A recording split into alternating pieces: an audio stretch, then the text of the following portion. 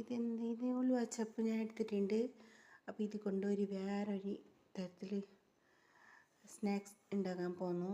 അതിന് വേണ്ടി ഉലുവച്ചപ്പ് നല്ല വാഷാക്കിയിട്ട് എടുത്തിട്ട് ഇവിടെ സാഗിനെ പോത്തിട്ട് വെച്ചിട്ടുണ്ടായി.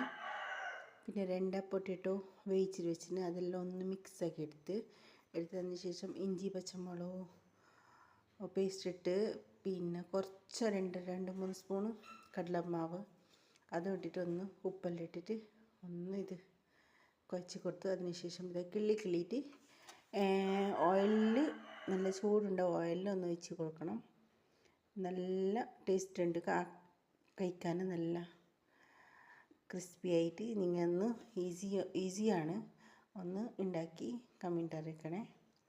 ഓക്കെ, എൻ്റെ ഈ വീഡിയോ ഇഷ്ടപ്പെട്ടാൽ ലൈക്കും ഷെയറും ചെയ്യണേ. ഓക്കെ, അപ്പോൾ ബൈ.